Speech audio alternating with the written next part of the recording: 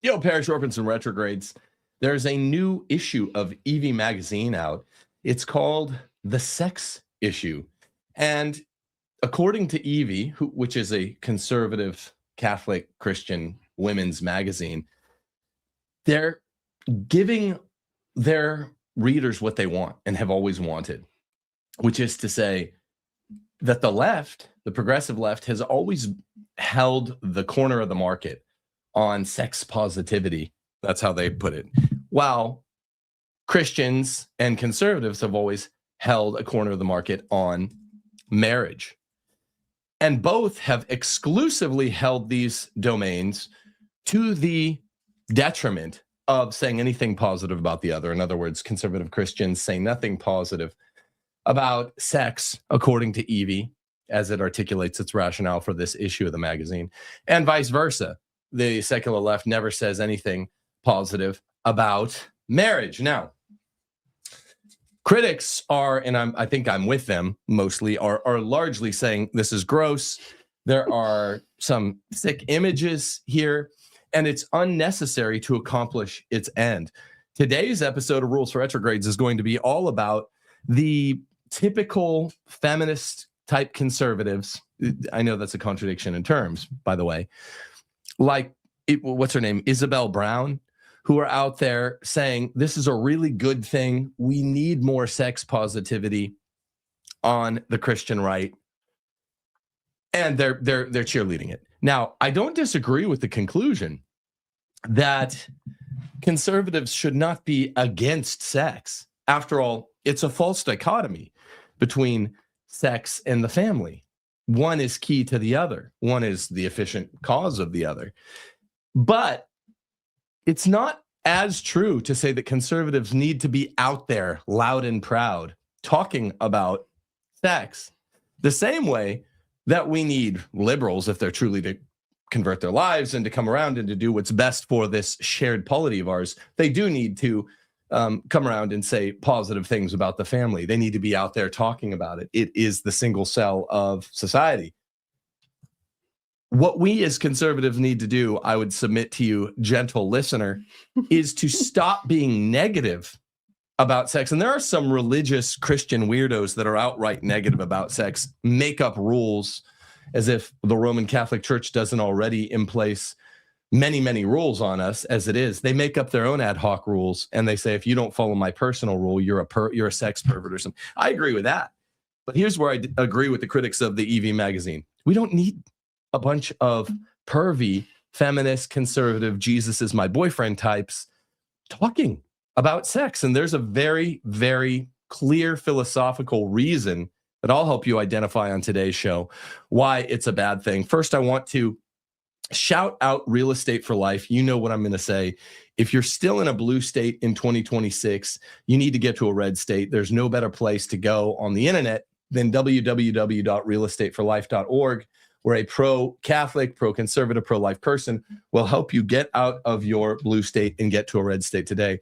I suggest the blood red swath of states in the American Southeast, realestateforlife.org. It's the perfect time in the late winter, early spring to make the change. Also, subscribe to the channel, leave a comment, like this video. If you're not subscribed to the channel, what are you really doing with your life? People always write me, how can I help you? I just want to donate to your family. I know your story. If you want to do that, you can go to timothyjgordon.com and click donate. I won't even boost my locals page today. I won't even begin to do that. Okay, so there's a philosophical reason that it's idiotic for Eevee magazine or its right-wing feminist type cheerleaders to be rooting for more specific sex talk in the public domain. And here's the reason. Philosophically, in the philosophy of language, in the analytic philosophy of language, we have an age-old concept, the use, mention, distinction, that the use of a word is different from the mention of it. And it's undeniable if your child is heard, caught using a bad word. You walk up on your 12-year-old with his friend saying shit. You're going to say, hey, that's an impolite word. Don't say that. You're using it. You're designating the quitative essence of poo-poo in an impolite way. But if, let's say, your 6-year-old hears the 12-year-old using that dirty word and comes to you and says, Jimmy said shit with his friends in his room. This is not a use of the word because your 6-year-old is not designating the quitative essence of poo-poo in a word or in a sentence. She's literally pointing at she's mentioning, that is to say, the use of the word by someone else. So mentioning is usually a mention of the word itself, not the concept. It's not being employed as a signifier in the same way that it is when you use a word. Okay, that's called the use mention distinction. And it's true.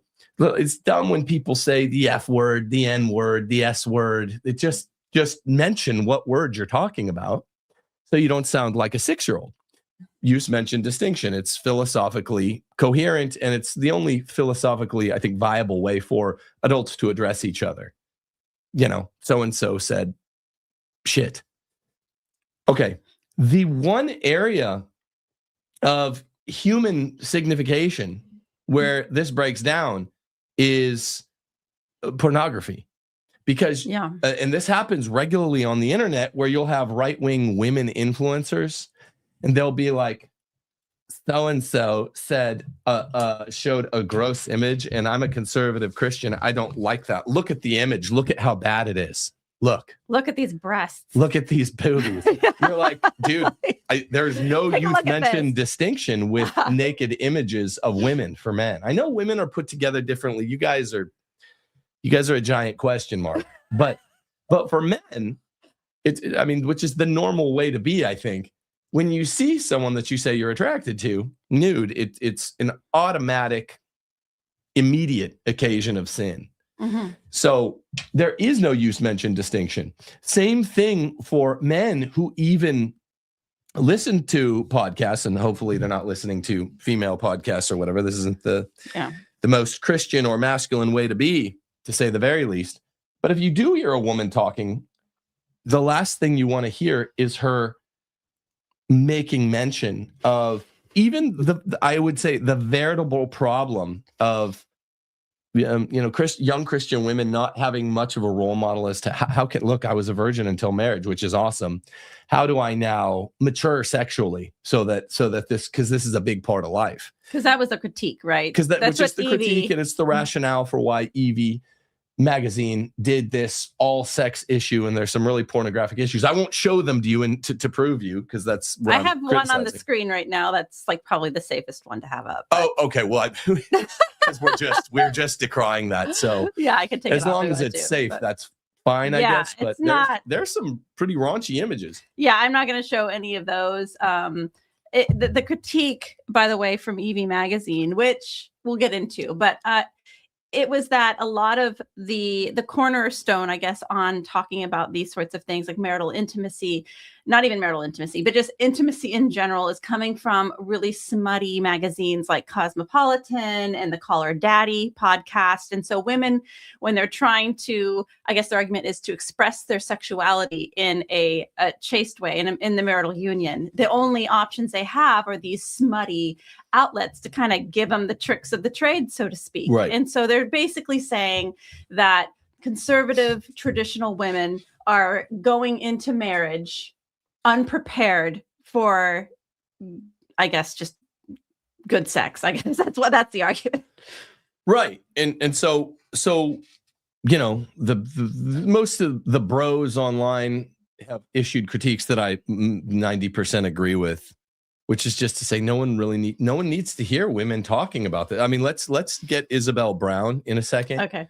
Can people hear Steph? Because I don't hear you in my. Yeah, I think your earphones are just down on me. But and then the opposite side are the Christian. Get this one. They don't call themselves feminists, but those I identify as Christian feminists who are saying, "Hey, look, we're good Christian wives. We need to know how to please our men," and so they're attempting to justify what Eevee magazine has done, which is to issue an issue of the magazine that is rather explicit and has some really gross articles. Gross, not necessarily to do, man on wife or wife on man, chicken on goat, as Dwight Schrute says. But we don't need to read about them. And I still, the 10% I do disagree with is like, yeah, for a young virgin to make it all the way to her wedding night without having had sex with any men, that's awesome. That's the model for society. She does need to mature sexually because it is a prominent part of life. Mm-hmm. I'm not going to say it as much as Isabel Brown says, but you'll hear the sort of caricature that she uses to characterize it.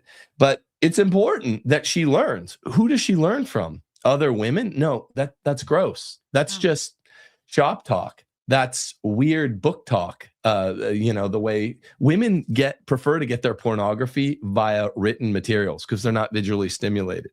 That's why there's been a big uptick in these like kind of smut novels, right? Yeah, that adheres more to the female psychology than like the visual images, right? So just like the reading of the thing, it's very, very popular right now among, I guess, trashy women. But I'd like to point off just first and foremost that like first off, I'll say this. I appreciate more conservative women talking about the importance of marital sex. I think that's not to get too into like the bodily language and things like that. Just that sentence, like Christian marriage or Christian women attending to having regular sex with their husbands is very important. And I think that you can have older women like myself just say that sentence and leave it there. Right? Designate that it needs to happen, not designating what specific or how it needs to happen. Because, figure it out. The whole we're going to talk about this. This is one of the, I think it's the perfect compromise between what the bros online who Steph and I mostly agree with, and the Isabel Browns are saying. It's the perfect compromise, and it doesn't give an excuse, if you will, for women to just do their favorite form of porn, the written word. You don't need to show the wherefores, the hows, the what is going on in the bedroom. All that elder, I guess, middle-aged Christian couples who do Christian coaching need to say is that sex is important and it should be happening a lot, but you guys talk it out amongst yourself. That's we're not Freudian sexologists over here.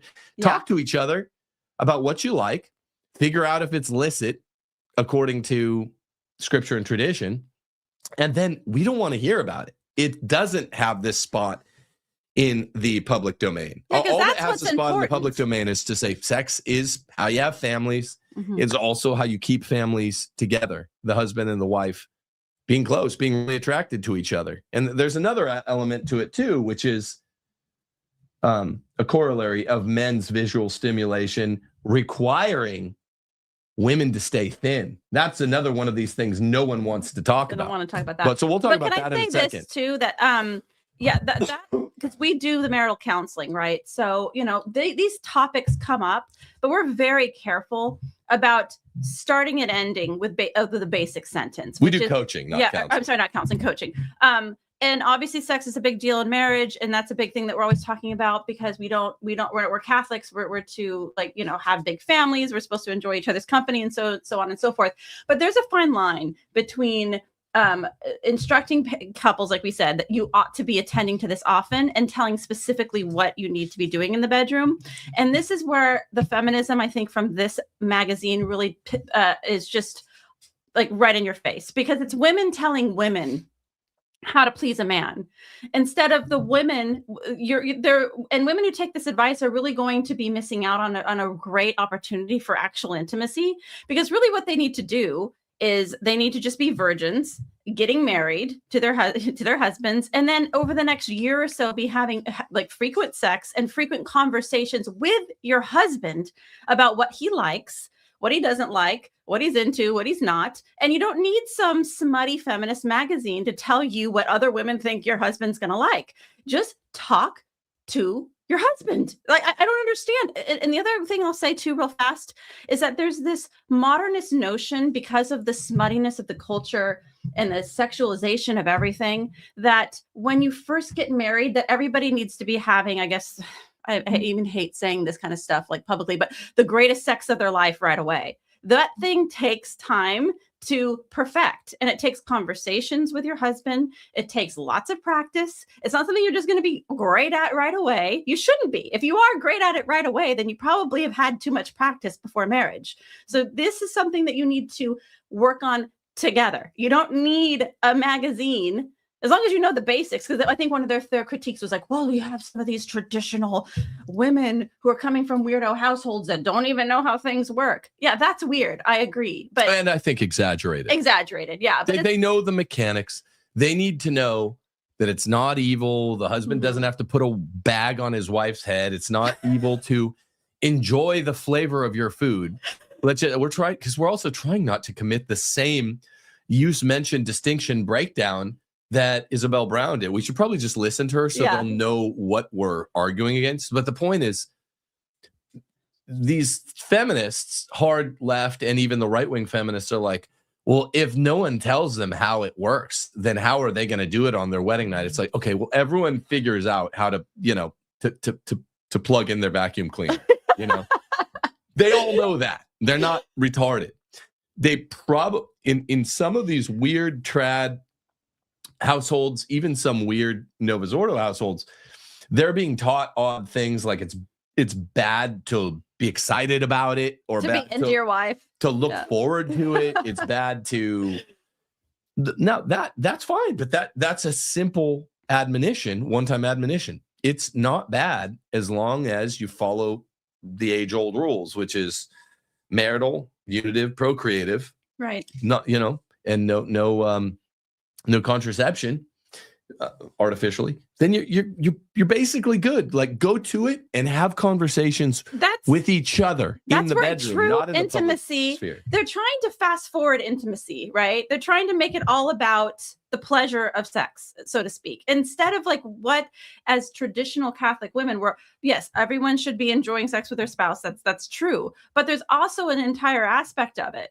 where it's like you're supposed to be like intimate, even intellectually, with your spouse, and so they're trying to fast forward things too much. Like, you're not going to be hitting on all the cylinders, so to speak, unless you're having constant conversation with your husband. You're not going to read some magazine and they're going to give you all the tricks of the trade and that sort of thing, and you're going to fast forward that intimacy with your husband. You're actually, if you take that sort of advice from a magazine, you're actually missing out on a really great opportunity of true intimacy with your husband, finding out what he likes, that sort of thing. Like, that's part of it. The medium is the message. The medium is the message. Yeah. And so the convos, which are a little awkward to begin. They're going to be awkward at first when you're first married and you're virgins and you're having these conversations. But then you find out ways to navigate them. It becomes more fun. And then and even this, it's getting too bedroomy because we're just some husband and wife couple. You get what we're saying, though. Have these conversations. They're a little bit risky and all that. So they carry all of the dangers and the pleasures of risk. And that's all we're going to say. The conversations need to be happening privately in the bedroom between the husband and wife. This does not need to be on the printed page. Because people are motivated in that area. Like, let's just be honest. Like two virgins are motivated on their wedding night in that area to make it work as good as possible. Right. And over the next year or two, you're going to figure things out. You don't need some smut rag that's going to tell you, particularly I'm talking to women right now. You don't need some smut rag to tell you, like, and I understand they're trying not to be smutty. Okay. That's what they claim. They're not trying they claim they're not trying to be smutty, but it is smutty. You don't need a magazine to tell you what your husband's preferences are. All you need to do is you need to just ask him to accompany you to the bedroom and say, what are your preferences? Like, I'd like to make you happy. Like, what do you like? That it's very simple. So a man will tell you he's the best cosmopolitan magazine you're ever going to have. It's just your husband right there, like, to tell you what he's into. You don't need to be reading these magazines where it's a bunch of feminist women basically approximating, like, well, this is typically what guys like. And then they throw the women into these sexual situations where they try things out. And maybe the husband's into that stuff. Maybe he's not. But then the wife just completely misses out on the opportunity to be like, what is it that you like? To narrowly tailor that their experiences to each other, because it really doesn't matter if a bunch of gals at the water cooler at Evie magazine can look at a poll and say, oh, 85% of men are into women nibbling their elbow or whatever. Who cares? Your husband might be one of the 15% that's not into that. So we're intentionally keeping it ungross because this is so gross.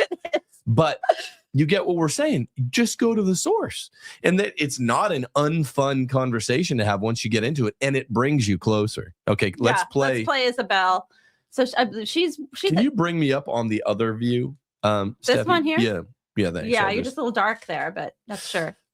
Tell me if you in chat you have a hard time hearing her, because we've had some audio issues, but I'll play it right now. And Tim, tell me if you want me to stop her. Okay.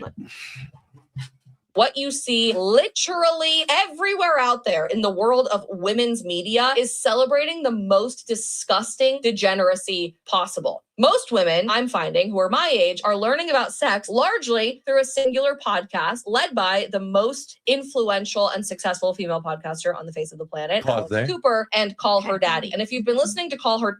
Okay, that doesn't justify shit. So her name is Isabel Brown, right? Am I calling her the right name? Let me look. Isabel is not doing that cuts no ice for justifying why we need a right-wing version of Call Her Daddy. She's like, all these young women are learning about sex from Call Her Daddy. For one thing, you learned about sex a long time ago. So don't euphemize, sweetheart. That's not what they're doing, learning about sex. They are auditorily or through written material really engaging in pornography. That's what these ladies are doing. It's their chosen form of it. So don't try to cloak it as some educational program. You sound like Barack Obama when you do it that way. And she's saying, no, I get it. I'm with you. I'm with the Catholics on this. It's dirty, but we need our version of that. You don't. All you need, like we said before, pictures. It's like, we're not doing pornography pictures. We're using like fruit and berries, cherries, and like cherries and things like that. A woman eating 2 cherries. Like, can you stop? On. Can we grow up? Okay, so let's click play and let her go. But it's you give a female girl boss, talking head, conservative feminist, trad con, whatever you want to call her, the chance to talk, and she's just gonna say stupid stuff, even if there's one truth deeply buried in the whole of what she's saying. WHOLE. Daddy for years and years and years, you'll know that they talk about raunchy sex a lot on this podcast. When you look at like the new episode titles of Call Her Daddy, it's these deep profile interviews of A-list celebrities like Michelle Obama. But if you sort on Spotify to go back to the oldest episodes of Call Her Daddy from years and years ago, back in 2018, here's what you find. Nudes never. Okay, this is just gross. Gross. See, this is what I'm talking about. I'm going to cut her off right there. They're just scratching an itch and they just want to say the word. I don't even like hearing ladies, besides my wife, say the word sex. So don't say it. Let's just say doing it, right? Or something like that. Let's say it for the rest of the, and that's not because we're pearl clutchers. People have said the opposite about us. I don't want to hear this, chunky, conservative feminist, Christian feminist saying what she thinks about sex. It's gross. It's inappropriate. Yeah, this is just like, I'm going to cut her off there. I'm going to cut her off right there and leave. Like, let me see if I can just fast forward her. I have a clip up on Twitter. Gross. Of her. Even like the screenshots and stuff. It's like, this is the problem. This is the problem. The use mentioned distinction breaks down. You can't show a screenshot of something and say, look how gross it is. Look how naked these breasts are. You can't do that. This is why, like, I love English history, and I'm going to nerd out here for a second. But one of the well-known things about Queen Victoria and Prince Albert, so to speak, is that they notoriously had a very close, intimate relationship sexually. Okay, so that was one of the things that people know about them. And I guarantee you each one of them entered into marriage as virgins, and they figured this stuff out because they cared about each other enough to inquire and ask and adjust. You don't need these broads are guilty of exactly what they're saying that the left is guilty of, like going to these magazines and these like whores on the internet to get advice about how best to please your man. It's like, men are pleased by just you being interested in them and interested in wanting to make them happy. Like that. Yeah. And you have all of you wives out there, you are individually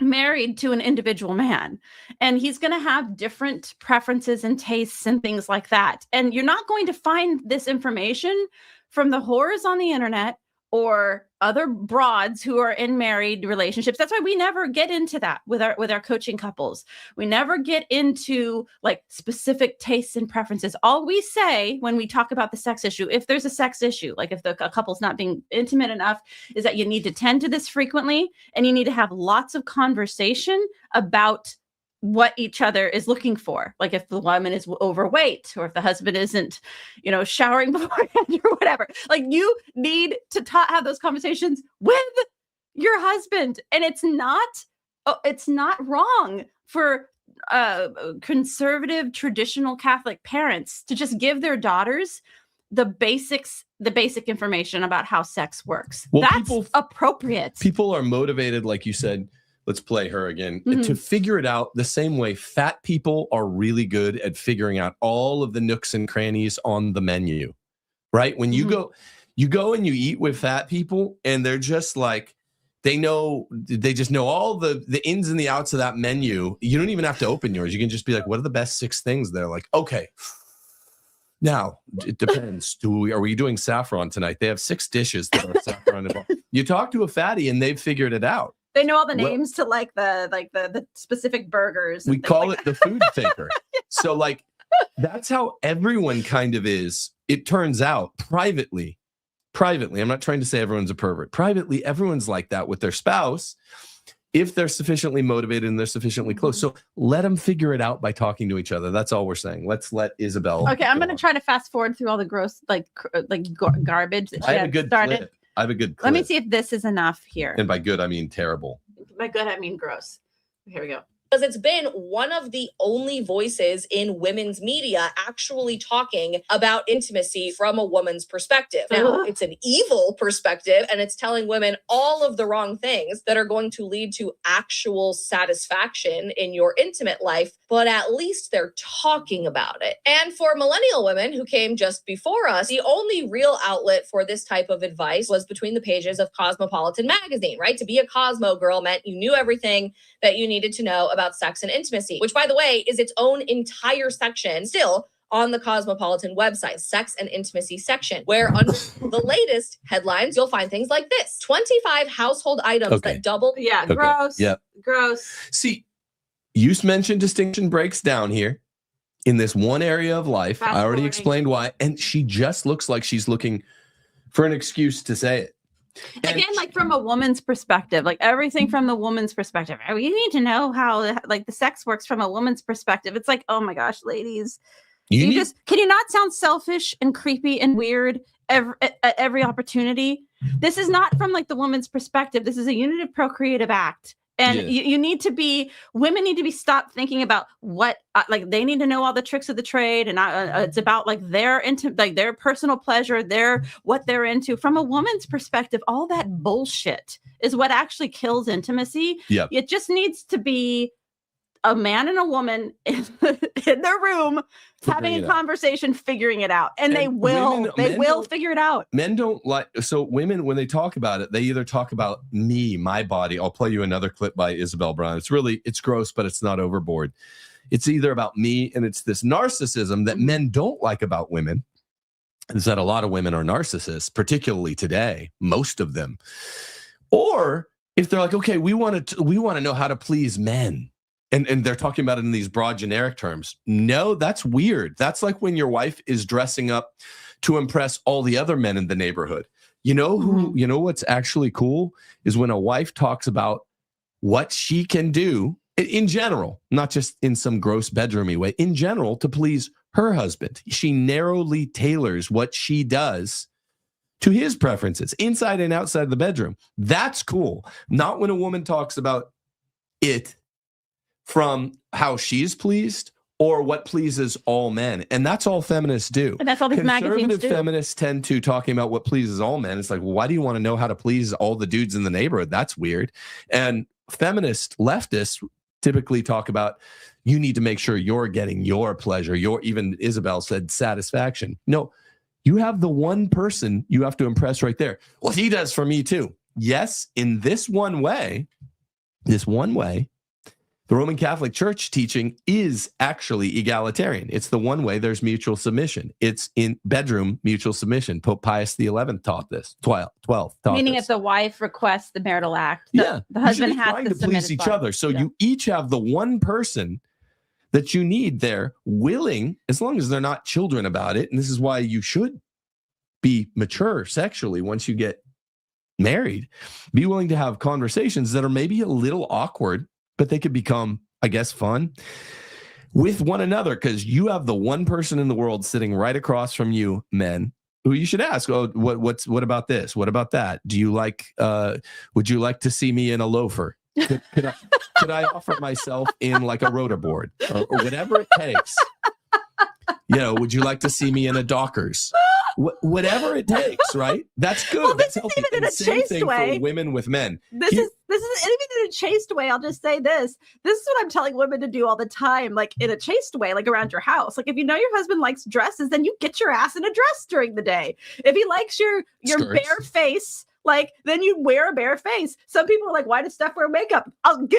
Guess one reason why I wear makeup. Because Tim likes makeup. Like it's like there you just in general, like you need to be adhering to your husband's preferences, even just like when there's guests around, when you're alone in the bedroom, when you're going out about your day, just do the things he likes. And the way you know how to do that, by the way, isn't going to some stupid magazine, whether it's Smut Cosmopolitan or semi-smut conservative Christian nonsense. It's just by going up to him with your voice box and saying, honey, what are you into?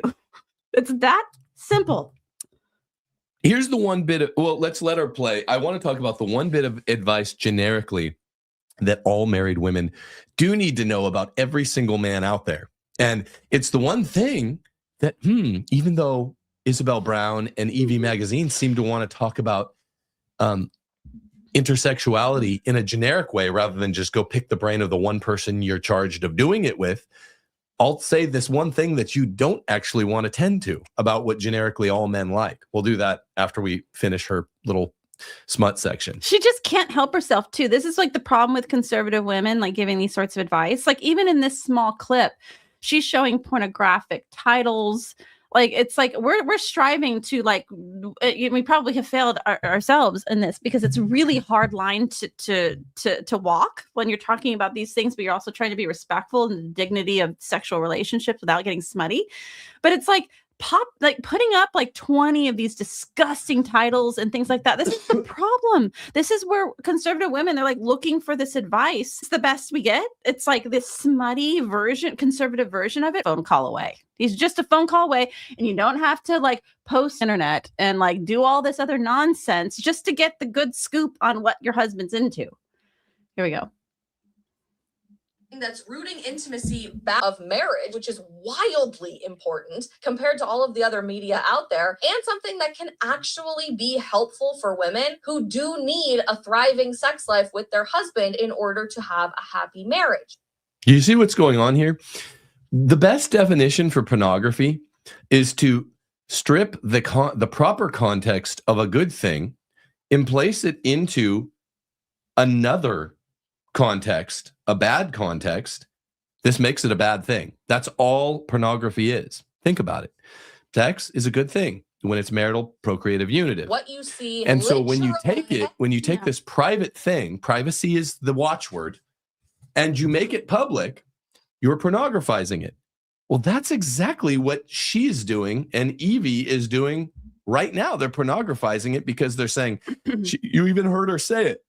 It's like being in the nonconformists club. It's a performed contradiction. She's saying it needs to be placed back into the private marital context. Okay, so why are you talking about it? You could say to us, well, why are you guys talking about it? Because we're telling people that the furthest they should go in giving marital advice is saying, you guys go talk about it. You should be talking about it a lot.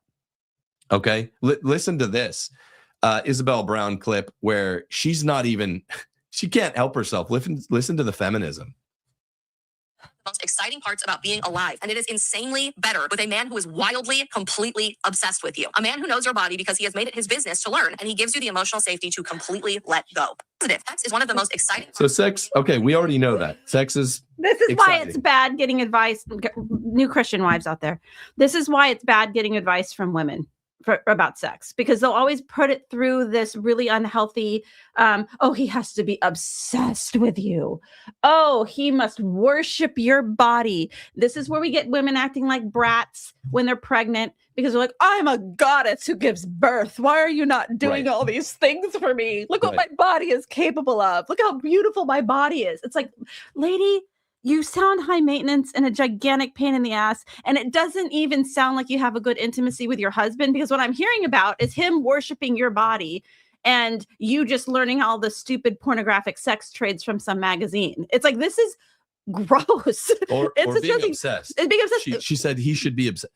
Women Your don't husband have should not to be obsessed know. with you. That's too far. See, she can't talk about it for 2 minutes without becoming a feminist. And that's why she doesn't deserve to talk about it. That's why it's gross for women to talk about it. I just want to give new Catholic wives who did things the right way and entered into marriage a little bit of permission to be naive. Like, it's okay to, it's weird for a girl to go into her her wedding night knowing all the tricks of the trade and all this stuff. If I were a guy, I'd be like, are you lying to me about like your chastity? It's okay. You know, like we said earlier, like, we're not obviously advocating for, like, you know, weirdo. And again, these are not a lot of people out there, but weirdos who don't even tell their daughters how sex ought to work. It's like, it's okay for the women, you know, younger women to, when they're first married and they're virgins, to be naive and to learn these things over the next year or so with their husbands. We don't need these pervy feminists redefining terms for women, like, oh, he needs to worship your body and he just needs to think of you as a goddess and all these other like nonsense talking points. Like, no, you will figure this out together in the bedroom.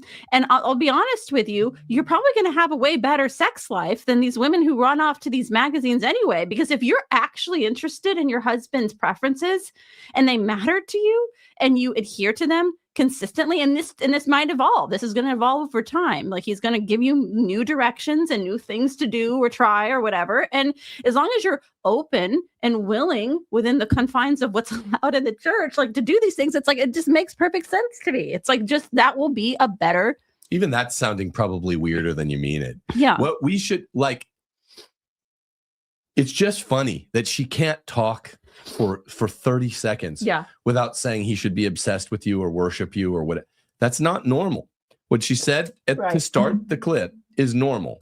Like, it's everyone knows it's exciting. It's kind of like, hey, you've been out hiking a trail for 2 days and you all you had was Zagnut bars. Now you come in, are you going to be excited to have a good meal, like a steak at a nice? Yes, of course. That's human beings. You don't have to lead that horse to water. So yes, it's true to say it's exciting. It's not wrong that it's exciting. Now go talk about it with each other, and STFU, we don't want to hear about it. That's all we're saying. But the one generic bit of advice that all young wives need to hear, what is it? What am I going to say? That none of these Evie or Isabel Brown or Lila Rose or any of them, none of them want to say the one bit that I think actually needs saying and isn't just a proxy for female porn. What is it? Can you guess what I'm going to say, Steph? Is it the weight issue? The weight issue. It's Yeah. really, really important to men.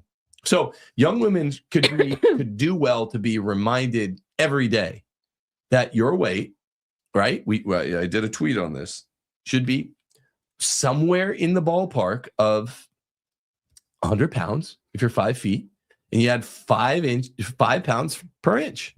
It's 5'1", 105 pounds. 5'6", 130 pounds, right? This is cool. You're good. 5'8", if you're 5'8", you can maybe be 140. And that's got some cushion built into it, no pun intended. So I'm totally cool with Eevee magazine being like, look, men are all super visual. I don't know how it works for women. No one does. This is why they say women are a mystery. sexually? Because how are you sexually attracted to someone and not be as nearly as visually stimulated as men are, or in the ballpark of the way men are? It's something that seems funny to men who tend to be more sexually mature than women. How are you attracted to something? It seems inherently narcissistic to be sexually attracted to your spouse, let's say a woman to her man, but not to be visually attracted to him. I mean, that's just a strange thing. It seems like, are you just these are the kinds of questions that men have, and we don't need men's magazines to sort it out. It's just, why do women say this stuff? Well, we're not as visually motivated for sex as women are, or as men are. That's strange, but it makes you sound narcissistic, and maybe don't talk about that as much. Whatever it just makes it sound like you're obsessed with your own, what you get out of it. Whereas men are like, no, it's actually very not narcissistic the way all men are. You're attracted to an outside thing that's not yourself, that's beautiful, like your wife. You want your wife to be as beautiful as she can be. And it's not just about you or your appetites or satisfying your appetites. That's very narcissistic. And that's how, if I'm being honest, most women, even Christian women, start sounding when they're talking about it. It's not about wanting the other. It's about the other to satisfy them. Maybe there's some deep mystical meaning between, potency and act, men being the active principle, women being the passive principle, reception, expression, female, male, something like that. Fine. I'm fine with that. If that's a legit difference between men and women, that's fine. But you still need to take away from this whole episode, this issue of Eevee magazine, the proper principle, which is both people should be trying to be cool with each other. Yeah, and you don't need all this modernist notion that you need to be an expert on everything, like when you begin it. You know what I mean? And this is where, again, they go wrong. Where should they say, well, all these liberal women are getting all this great advice, how to please a man from all these other places. So like, shouldn't a conservative young Christian wife know all the tricks of the trade right off the bat as well? No, the answer is no. You're going to figure these things out together, and you're going to be better off for it. That's what we're saying. We're saying I'm giving like naive young women permission to be naive young women and just listen to your husband's preferences. And your intimacy you're going to be married for the rest of your life. There's no rush here. You're going to figure these things out because hopefully both of you are motivated to do so. Most people are. And so it's like, and when things were a little bit more proper in society where these things were not talked about as much, like people figured it out, and I'm sure had wonderful lives together, long lives together and satisfactory lives together. They didn't need all of these YouTube instructionals and smut magazines and all these other things. It's just like, just because some people are going around like whores and like know every little bit thing and whatever to do doesn't need to be the standard for everybody right off the bat.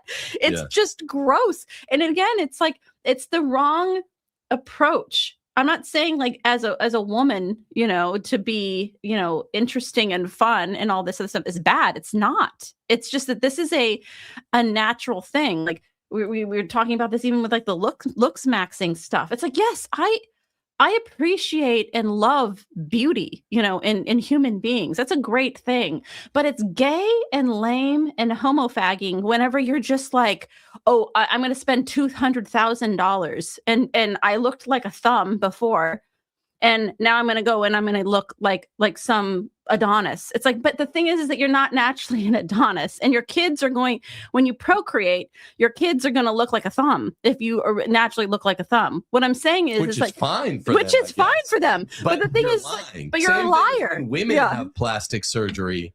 I don't know why we're doing a whole looks maxing thing. But to me, it's just like, it's all the like aesthetic and like really like racing towards the end type stuff, instead of just being like, people who are naturally beautiful. It's like, yeah, they're a rarity and they deserve praise and acclaim. People who are naturally just intimate with their partners without all of like smut and like pornographic like instructionals and things like that. That's a virtue. You know what I mean? That's something that you attain through your natural virtue, through your natural interests. That's natural and respectable. Anybody can go and get like the leg lengthening surgery or get a nose job or like go on the internet and learn all the sex trades. It's like, it's just, to me, it's just like, what are we doing with our lives as human beings? It's like, we're just shortcutting the point of life. It's like just really just naturally enjoying one another, ourselves, so to speak. To me, it's just all gross. Everything is social media. Everything is flashing lights.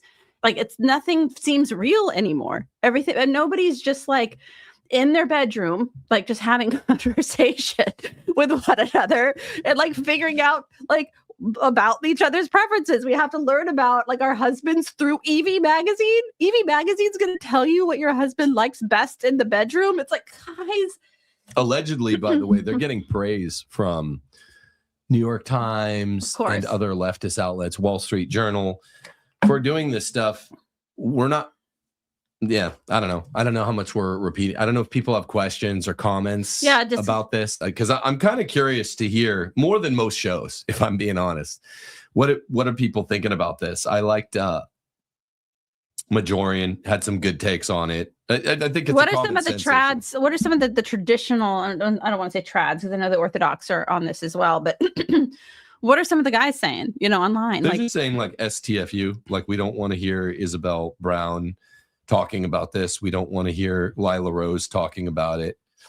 Yeah, and again, I apologize if even I've come across that way. My whole thing is like I'm not trying to do what I'm accusing them of. I'm just trying to tell women, like, don't go after these smut rags, even these conservative Christian smut rags. Just talk to your husband.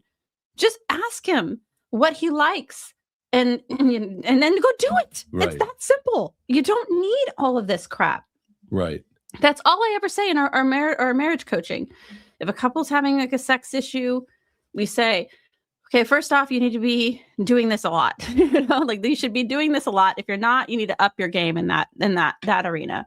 Secondly, women, you need to ask your husbands what they like, and then you need to go do it. And that's across the board. I'm not just talking about sex. I'm talking about what type of meals does he like? What type of things does he like to see you in? If you're a grump, ask him like, am I being a little, you know, like what type of disposition are you like most attracted to? You should be trying to attract your husband all the time, not just in the bedroom. And that requires constant communication. And I'll tell you, at the very beginning of our marriage, I was not a very good communicator. Like it's really hard. I have a really hard time for myself, like being open about my feelings, like being kind of forthcoming. If something's bothering me, I tend to like, I definitely tend towards stoicism. I would rather just like suck things up, not mention things, just not bring things up and just kind of deal with it on my own than to bring it out into the open. And one of the great things that you did for me right off the bat was like, no, within reason, you don't want your wife like chewing your ear off every time she's like mad about what stupid crap, like leaving your socks around the house or something. But you're like, within reason, like I want to hear from you what you're thinking, you know, like what's going on between your ears.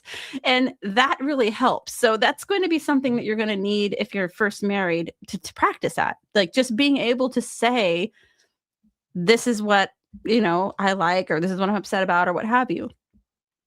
Yeah, I guess we've gone on an hour saying, wow, okay, we shouldn't have magazines for this on the right or the left. Mm-hmm.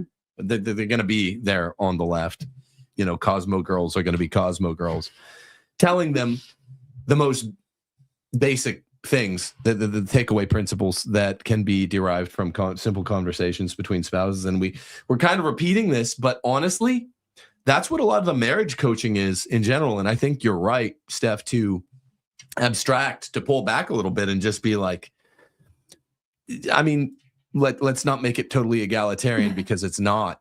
Wives should be listening to their husbands and trying to please them all day, every day. And in a non-egalitarian way, husbands are really trying to do this too. They're really trying to impress. If they love their wives, they're trying to impress them. That's all I'm seeing. Means. I'm not seeing this like horrible, terrible man who's just using his wife for sex. And he's like this horrible patriarch that doesn't appreciate her. That's bullshit. Like, I'm sorry. Like that's when it happens, it's rare. what I'm seeing for the most part are just really good dudes who love their wives, who wish they were a little bit thinner and a little bit in a better mood and a little bit more affable and interested in what the husband likes. That's what I'm seeing out there. And I know I'm not alone on that, because it's like we've dealt with a lot of people. So it's just, ladies, you don't need Evie. You just need to go to your husband and just be like, lay it on me. What do you like? What do you like? Do I need to chop the wood, sweetie? Do I need to mow the lawn? Then after that, I'll get you a beer and please you.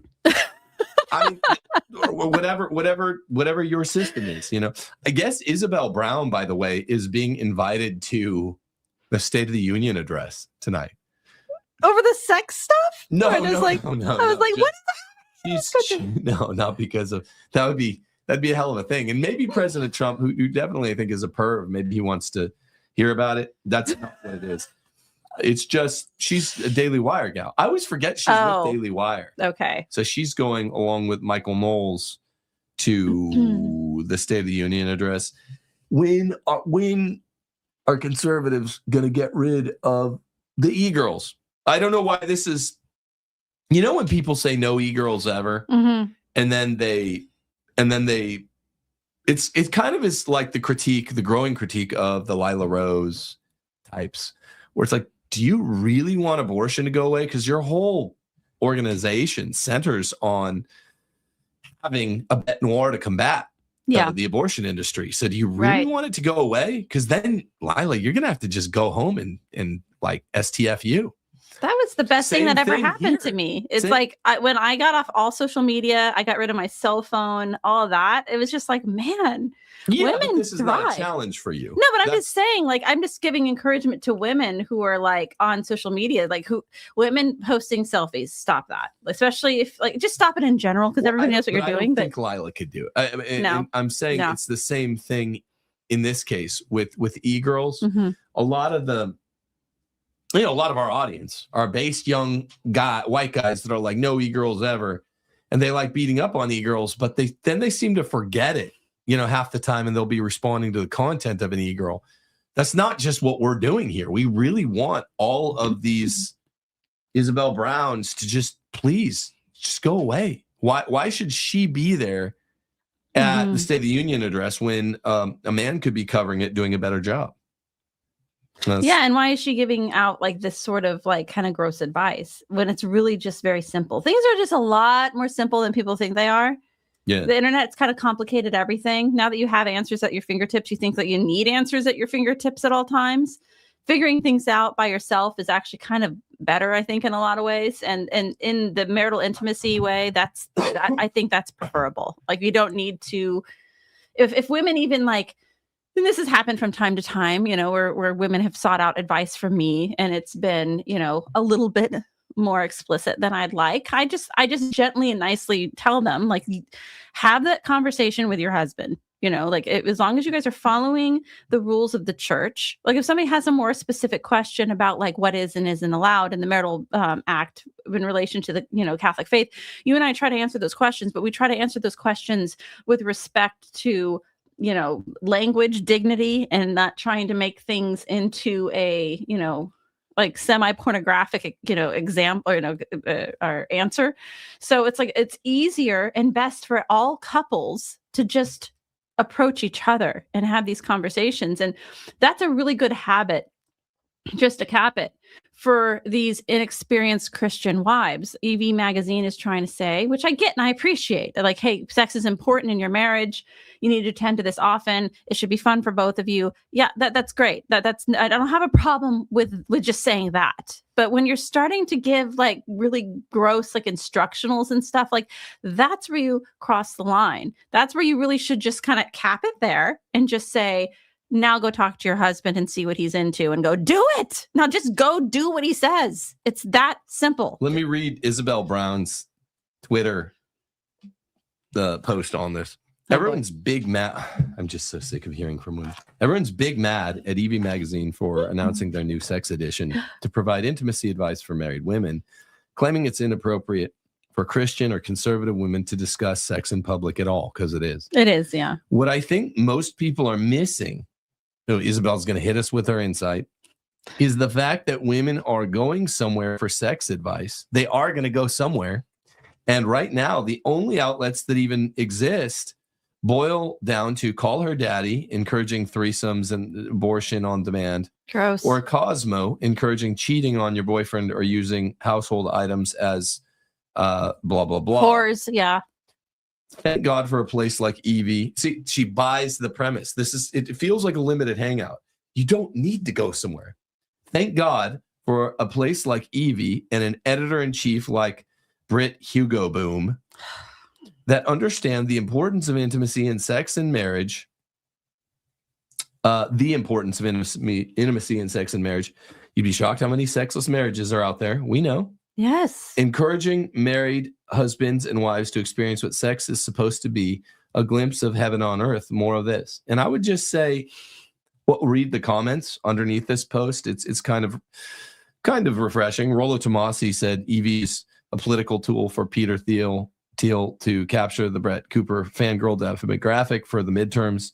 Majorian said, how is this anything different than what the left puts out? And he showed a picture of the gross article covers. Philippos said the cover is perverted. Tom said this is why women in the public sphere are so dangerous. They just can't help but be retarded and borderline pornographic. I would say it's important to give feedback to Isabel Brown that might actually help her. If she's going to continue being out there, critical feedback's really important. And what's the kind of stuff that I would say? Well, I'm looking at her video. It looks like she needs to lose some weight. If we're going to be generic, if we're tending to generic advice. That's the one we just had on, like she's kind of the Olsen looking girl. Yeah. She's Olsen plus, freshman 25 pounds or something. She probably needs to lose some weight. I know. It's like honestly, it's like out there like this. I'm looking at her PFP. She's gained, that was Isabel maybe 20, 25 pounds ago, maybe 17 ago. But Eevee magazine isn't going to tell you that. No, I tell you that in my book. That, and that's what women who get married need to hear. I'm beginning to think it more. I used to think they need to hear it every day. I'm now thinking they probably need to hear it twice a day.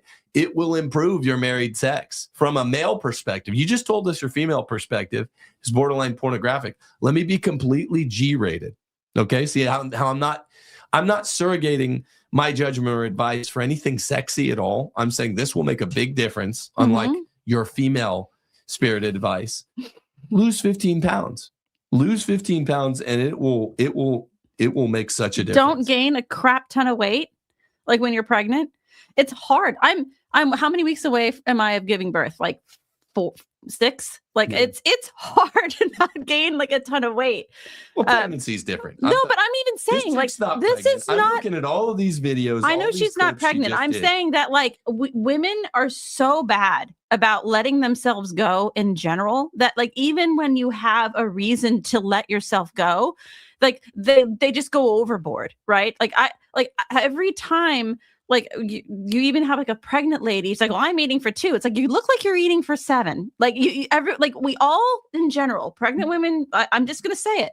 You don't need to be gorging at the trough of freedom either. I hold myself at that. Like I'm definitely overweight right now because I'm like 6 weeks from giving birth. But it's like, I understand that I'm not about like facial reconstructive surgery as I age. I'm in my 40s. I have wrinkles. I have gray hair. I have those sorts of things. Some of those things are natural. But the one thing I don't have to be is fat, right? So I don't need to go in and get cosmetic surgery. You love me and you understand I'm an aging woman. I'm in a geriatric pregnancy right now. So not only do I have wrinkles, but I am carrying more weight because I'm pregnant. But I don't have to be circus fat. That's the thing. And if we really want to start telling women what, like, you want to increase your intimacy, let's start with like the epidemic that we're all dealing with right now. And that is fat wives. Yeah. Like, I'm sorry. Like the average weight of the American woman you don't need to is 170 pounds for a 5'4" woman. That is deeply impactful in the bedroom. And that will from a male perspective. And note how this is completely G. I'm not saying anything mean and I'm not saying anything sexy. I'm saying forget the reconstructive surgery, forget even the more reasonable expensive household products. How about maybe some women, if they really care about the bedroom, you might need to work out 2 hours a day, even if or exercise 2 hours a day. Or if you don't, and if you don't like at least do an hour working out, then just don't eat as much as your husband. That was the other thing. And I would be willing to wager, and guys, correct me if I'm wrong, but I'll because I don't understand, you know, I'm a woman. What do I know? But it's like all the like sex tricks and things like that Evee's out there trying to tell women. It's like if most of these broads just lost like most of their weight, I think guys would be a little bit more forgiving that they don't know all like the craziest tricks in the bedroom. If you just like aesthetically 24 hours a day, not just when you're having sexy time, know all the tricks, but if you're just more aesthetically pleasing and more adhering to your health, I think your husband will be happy with you in the bedroom. If you don't know all the big fancy tricks that Eevee magazine is trying to teach you, just eat less than your husband. Like we were talking about, you did a great tweet about this and people were getting kind of upset, but it's like, if you're, this is what I do around the house. I make Tim his plate of food every time I give him something to eat. And I usually give myself whatever I'm putting in front of him. I'm usually having half, or in pregnancy, I'll have 60% of what he has. I am not eating as much as my husband. Women should not be eating as much as their husbands. Like what I'm seeing everywhere are just overweight women who are eating as much as their husbands. And then they're talking about this kind of stuff. Like, I'm sorry, I'm not trying to be mean, but it's just that it needs to be said. Yeah. And this Daily Wire chick who's like, well, you need to know all the tricks in the bedroom. It's like, well, how about lose 20 pounds first? And then like talk to your husband about his preferences, and then you'll be doing awesome. Yeah, make good choices. Imagine that. So when we continue to have in the public space, I guess this is the summary statement for our reaction to the Eevee magazine thing. I'm on its founder's Twitter right now. I was doing a little poking around while you were saying that. I guess it's like this. Compare situation A. Because sex is really natural and you don't need like how-to videos the way Freudian Jewish sexologists started saying in the 1930s. They started saying everyone needs lessons, there needs to be education, all that for like young adults and adults. It's nonsense. So keep being fat, but just women, in the name of Christianity, you need basically a smut rag designed for women. That's what I got from Eevee. Keep being fat. Look at smutty articles, which is how polls consistently show women tend to consume pornography. And probably the outcome of this is not any additional intimacy from a reader with her husband versus situation B. Almost everyone out there could lose at least 7 pounds. And women today, because the average is 170.5 pounds. I'm working. I've got some work to do when I have this baby. Let me tell you. Like I know. I'm not talking about pregnant. I know you're not, but I'm just saying. I'm not giving myself a pass. I'm not giving myself a pass. In tip-top shape at all times. Most women out there have, because the average weight is 5'4", and by the basic metric, this is not to be real thin. This is to be decently healthy. A 5'4" woman should be 120 pounds ish, give or take a little bit. It's more simple with them than with men because BMI doesn't, because men have this wide disparity of muscle. Women have none. Women have basically none. So a 5'4" woman should be 120 pounds. The average 5'4" woman in America is 50 pounds overweight, 170 pounds, 5'3.5". I'm being generous by giving them half an inch. And you're going to tell me that that's not an intimacy crisis right there? That is. That's what I'm saying. Women, I'm saying nobody wants to talk about that. And we were the first ones to talk about it and just say, yeah, I have 8 kids. I get it. Like your body changes as you age, all these other things, all these bullshit talking points that women want to just throw out at me. Every time I talk about this, it's like, no, you just don't need to be fat though. Like I have 8 kids. I get it. I've been pregnant a lot. I'm pregnant right now. I get it. I like food. I'm half Hispanic. I love food. But it's like, you know what? It's just called self-control, self-respect, and caring about your husband. Because the facts are just there. That men are visual creatures.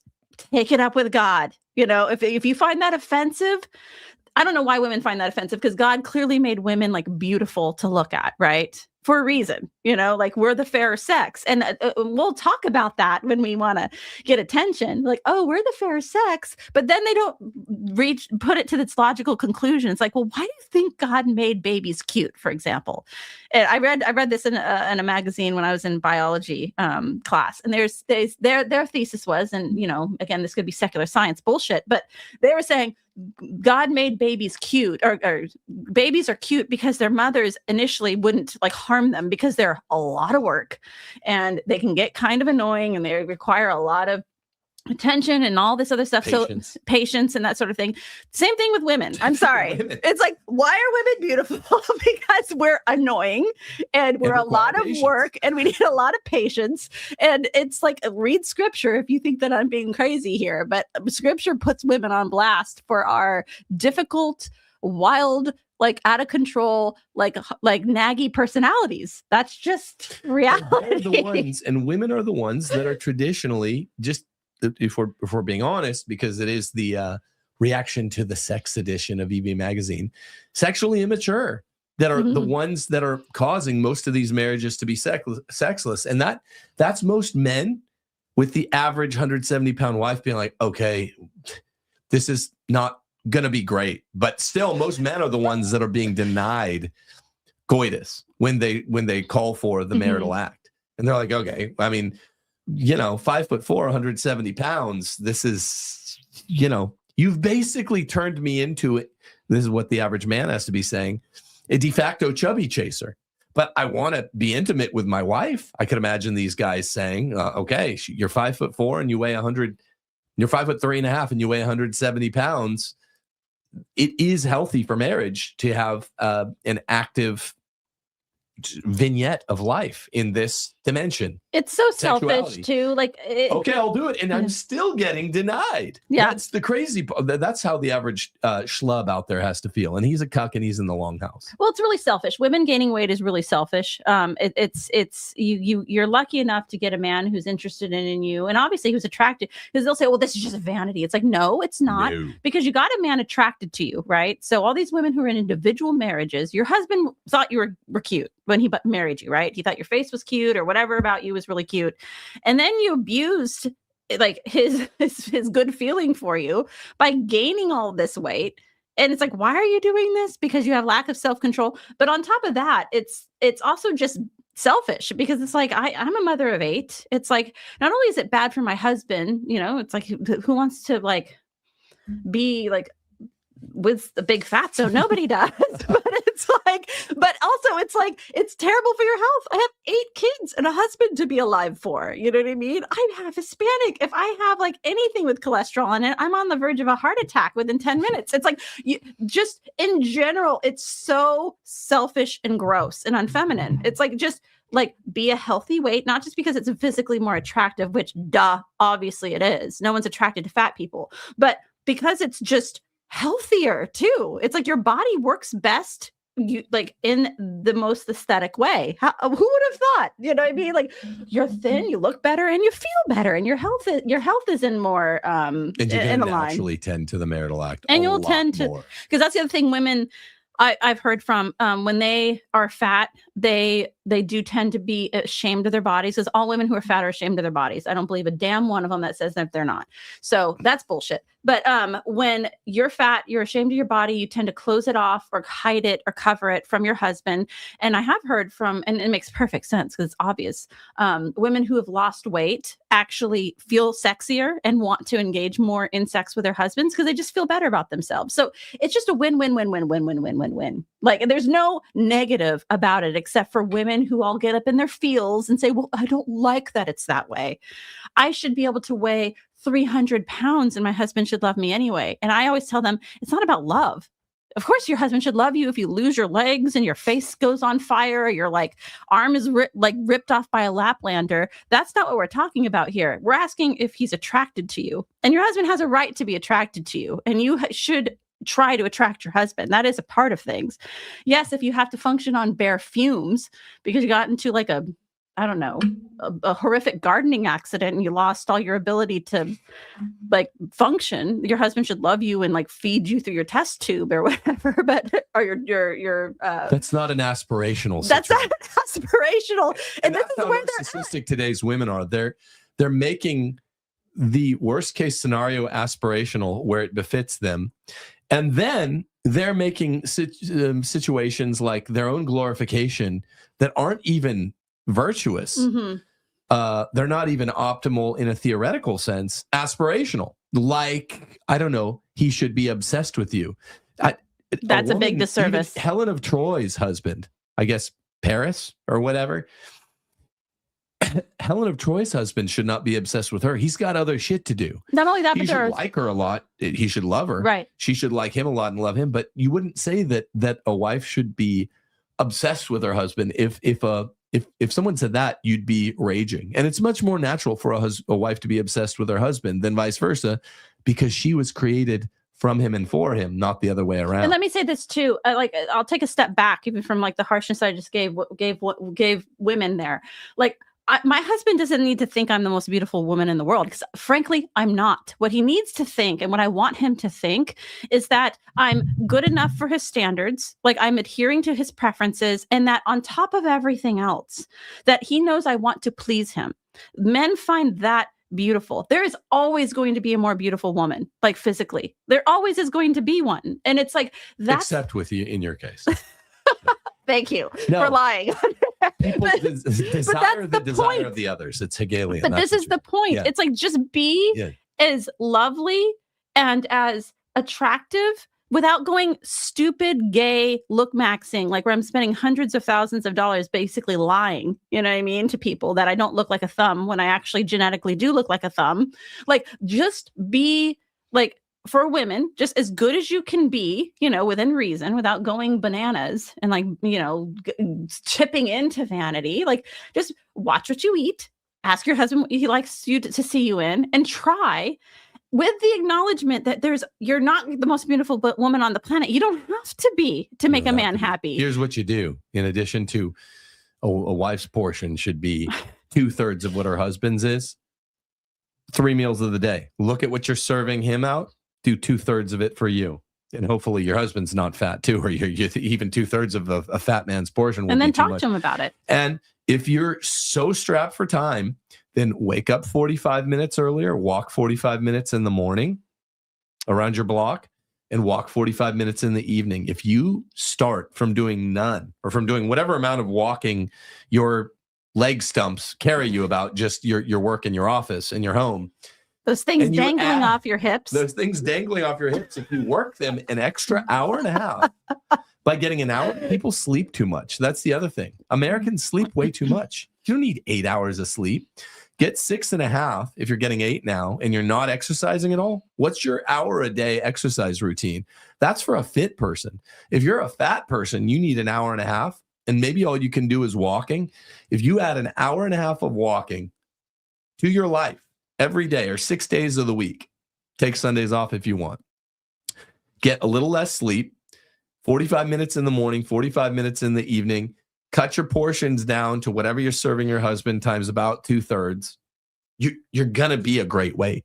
It's just a fact. And then all this pervy bedroom stuff, we don't have to talk about elbow nibbling and which costume gets so-and-so's fire roaring. We don't need to hear about it. You'll be prepared for all of that stuff, because you won't be a big fatso who's like grossing your spouse out. Like that you'll be prepared for whatever like things that naturally arise in the bedroom, because you're not naturally just repulsing your spouse. Which and same goes for men. You should be lifting weights. You should be doing some, even if it's just hundreds of push-ups a day, because you don't have time. You can do that while you're watching TV. And I heard Thurman Thomas, the ex-NFL halfback, talking about this. Anytime commercials come on, get down on the floor and bust out 50 or 100 push-ups, depending on what your level is. That just shows your wife that you're not a big fat slob who cares. Or maybe you're a big fat slob right now, but she desires your desire. Your husband desires your desire. So if a guy that's been married 20 years is getting down on the ground and doing push-ups every commercial throughout a 3-hour game or a 2-hour movie or a 1-hour show, it means they love you and they're trying to look good for you. If your wife suddenly, without even telling you, starts getting up 45 minutes early, hey, I need to walk. I just need to walk it off. You know, you see leg weights ordered in the mail. What are these for? I ordered these. I'm just doing this. I took it upon myself. I literally just decided I'm going to walk 45 minutes in the morning and 45 minutes in the evening, and it's good. That'll make a big difference. And guess what? Even the fatties always say, I can't just start exercising rigorously. We know. And then they say it's a catch-22. I'm unhappy because I eat because I'm unhappy. I can't work out because I'm fat. I'm fat because I can't work out. Okay, fine. Everyone can walk. Everyone can walk. I was talking about this with Majorian. Heavy weightlifters don't like to run because it's estrogenic after about 17 minutes. Mm-hmm. It's also makes you stink, it'll make you sweat. You have to take a second shower that day. I get it. I've run a marathon and I ran for many years. It's not good for testosterone for men. It's good for women, but everyone hates it. People hate running. It's hard. Okay, so just walk. And guess what? So you easy. burn 2/3 of the calories walking the same distance as running. It just takes a little longer. So, and it's so gross too. Like women, can I just say too? Like I know I'm getting spun off here, but I guess me and like Rachel Wilson are like the last starfighters are going to say these things that are going to make women mad, but actually we love women because we care about you guys and we want you to have really good lives with your husband. So I'm going to say it outright. It's gross and you sound lame and gross and just so unfeminine. The women who talk about how basically giving excuses to be overweight. Yeah. Well, I just had a baby. I've had 8 kids. Well, that's vanity. You sound gross. Like, can you just like every time I hear a woman give excuses why she's overweight, I'm just like, gross. You sound gross. And here's like that's not feminine. Here's what sounds attractive, not in a sexual way. This is just an attractive, virtuous sounding person, human being. I've heard women go, "Oh man, I'm fat right now," but I know what to do. Actually, one of our friends said this to us, who used to live in Louisiana. I need to lose weight now. I'm good at it though. I know how. Like that's great. And she said it when she started dating her eventual husband. She's like, "Don't worry, I'm gonna lick this." And the next time we saw her, she lost like 50 pounds. She wasn't just talking shit. She looked great. And she literally was like confident the whole way. And losing weight's the easiest thing in the world. You just have to really, really love your future spouse or your current and spouse yourself. And yourself. You know, it's like I don't want to be fat for me. You know what I mean? It's like it's just gross. It's unladylike. It's unfeminine. It is a sin. Gluttony is a gross, disgusting sin. The way that women have talked about it in society that allow themselves to go like men are gross or they're bad because they want women to be thin, or that it's a bad thing for women to be thin. It's like, no, you're gross. I'm sorry, I'm not a porn star. You see what they do? Yeah, they want to literally. That's the takeaway from this Evie magazine debacle is they want to literally consume female porn, christened female porn, and not be told that being fat has nothing to do with their bad bedroom lives. It's the exact opposite. Mm-hmm. They accuse men who are just like, look, consult your cardiologist. My cardiologist, because I get like some heart palpitations during pregnancy. He was telling me, he's like, what did he say? It was I was actually shocked, like how often he says that like a woman needs to be working out. He just said a human being needs an hour workout 6 days a week. Yeah, and they're really soft on women typically, mm-hmm. but because they get all mad. You weren't overweight or anything, or more than vanity pounds. But he was like, yeah, just for your veins, for your vascular and heart health. This is what you need, even if you're, whatever you were, near thin at that point. He was just like, yeah, everybody needs this, and people aren't doing it. And it's self-awareness. Fat people need more. Fat people need more, but it's also self-awareness. Like I find it really attractive, and most women do. When like, and this is something we love about men, where men just like own things. I find that so attractive when you do that. We're like, oh man, we need to do this. Like even with spiritual stuff with our family, you're like, our family needs to go to confession more often. Like we've been bad about this. Like I like how most men are really good about that. They'll just like call themselves out and they'll say, I'm fat, or I need to go. I'm not going to confession enough. Women are so bad at that. Yeah. And it's so, one thing I learned that really I think got your respect early on was just for me, across, and this is an actual tip for wives, just call yourself out in front of your husband more.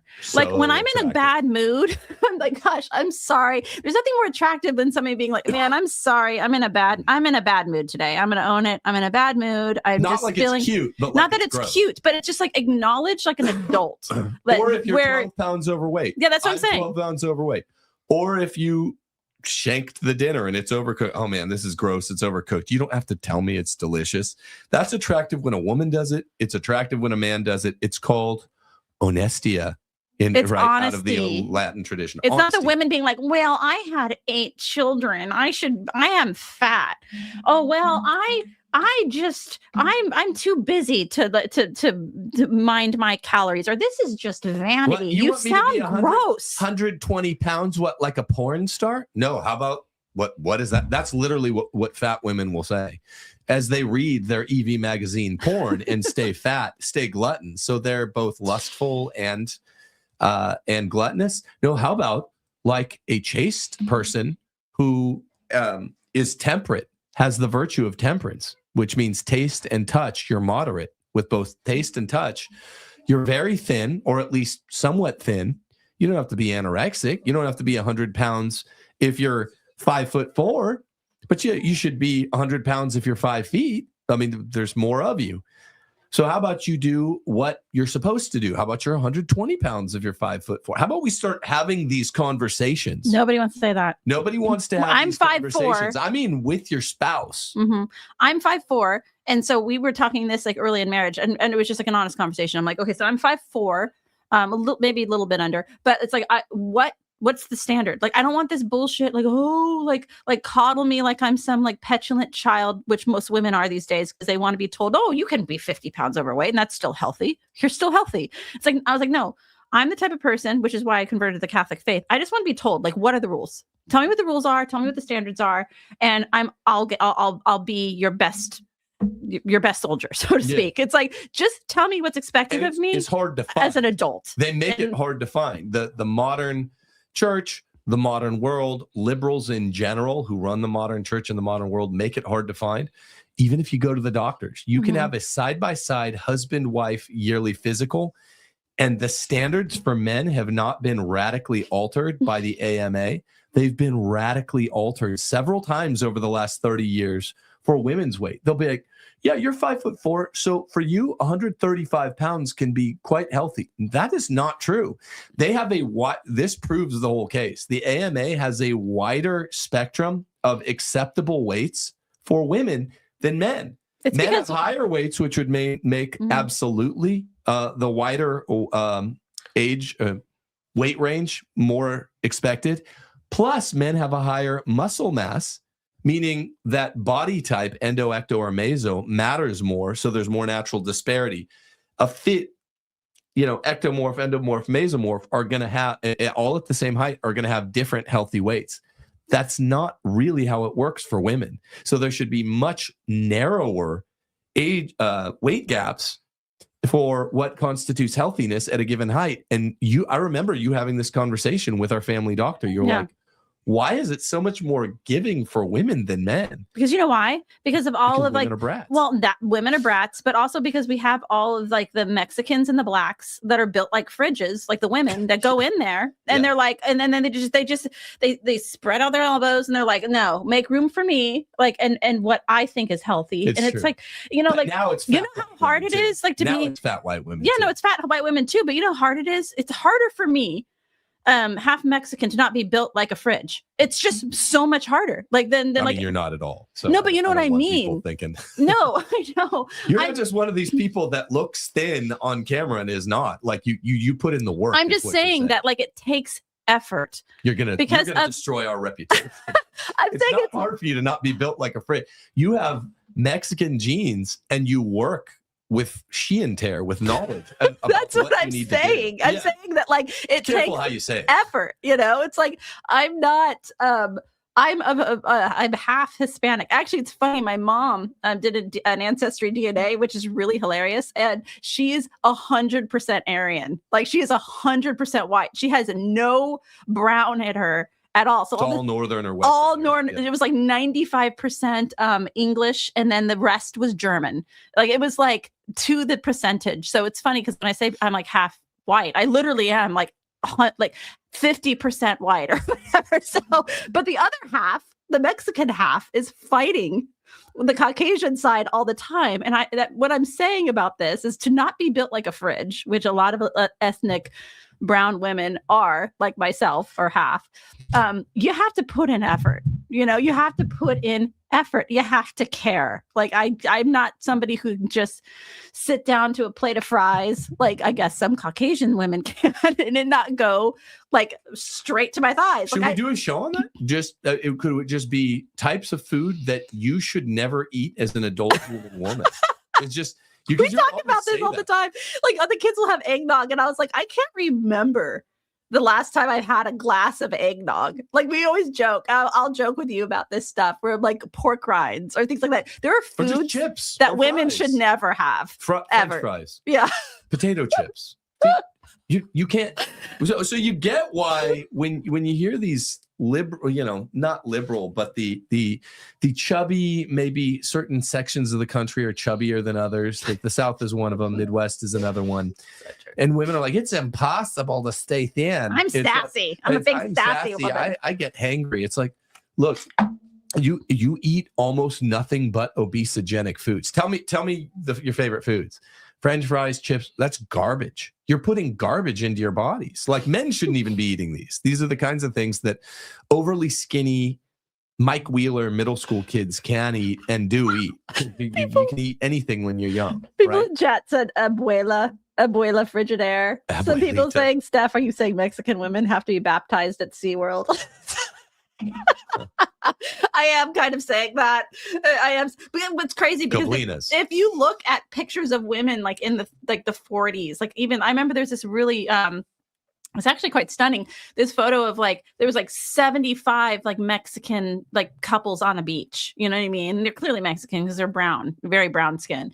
And they were all like actually beautiful features. Like they had like, you know, thin waist. They were beautiful. And I was like, dang, dude, that's what Mexicans would look like in general. And blacks, if they just like stopped eating at the trough of freedom. Like, you know what I mean? Like they could attain that stuff. And you forget that because you're surrounded by gobbling. Even the whites are like following suit now, and they're just like horribly fat. But it's like, man, when people are, you know, you forget how, and I know that a lot of people might like slam me for this one, but it's like you forget how like beautiful some of like the more ethnic girls can be when they're just actually not built like a fridge. It's like it's kind of incredible. So it's like, no, we don't have to live this way. You realize this? We can have better things. We can be better for ourselves and for others. Like and we don't need to tie it back to the beginning. We don't need to be gay and sensitive and, you know, pretend things aren't the way they are when they are. Like it just like be interested in each other if you're married, care about each other's preferences. These things are, it's becoming easier and easier to say just the obvious because people are actually kind of wanting to hear it now instead of being mollycoddled into being fat. You know, it's like being thin and healthy is not pornographic. Evie magazine now is. Yeah. And they'll tell you the exact opposite. They'll say, you know, you're special and beautiful just the way you are. All 170.5 pounds of you. Look it up if you don't believe me. Average American woman's weight, 5'3.5", 170 pounds and a half. You can look it up right now and put it on the screen if you want, Steffi. I'll try. You're beautiful just the way you are. The husband should be obsessed with your body. That's literally what chubby Isabel Brown said.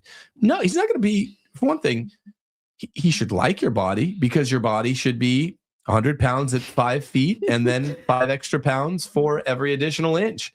He'll like your body then, and he'll be legitimately attracted to it and not feel like a de facto chubby chaser. But even then, it's not virtuous for him to be obsessed with it, even if he's really attracted and to it. that's so babyish. Like the worst of both worlds. And is this can women please stop giving that sort of advice? It's an absolute intimacy killer, and you sound like a petulant child when women are like, your husband should be obsessed with you. Oh my gosh, he should worship the ground that you walk on. It's like, you guys, you ladies are lame. Yeah. And you are child. You're children. It's like you're like a 27-year-old girl who still thinks she's a princess in every single sense. Like you never grew up. It's like that's not reality. that your husband shouldn't worship your body. Like, what are you talking about? And then you get these impressionable women who hear that and be like, I'm dating this really nice guy, but he doesn't seem to be worshiping He's my not body. obsessed with your body. Does your body weigh a lot? And then these poor men out there, because women are saying this stuff to each other, and they're like, "Did he cry at your wedding? Well, he wasn't really that into you, or is he obsessed with your body?" Then adult men, have to hear their wives say things to them like, "Why didn't you cry at our wedding? Yeah, but why aren't you obsessed with my body?" Men out there who roll with that have every bit of it coming to them, because you should just be like, STFU, that's wrong. Some stupid girl told you that.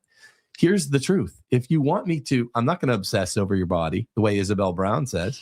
If you want me to be really into your body, then put some elbow grease into that thing, baby. Make it look good. Make it look good, and I'll meet you halfway. I'll be what on a scale of 1 to 10, 10's obsession.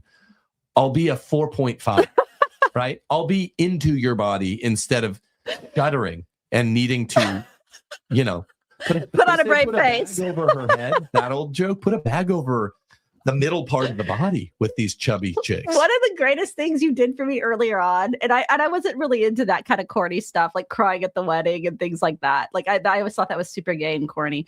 But like if I was to say, which women do, like I'm sure I've said it like 10 times today, something gay and corny and emotionally wrought or whatever. One of the things I love about you is that you'll just be like, "That's stupid."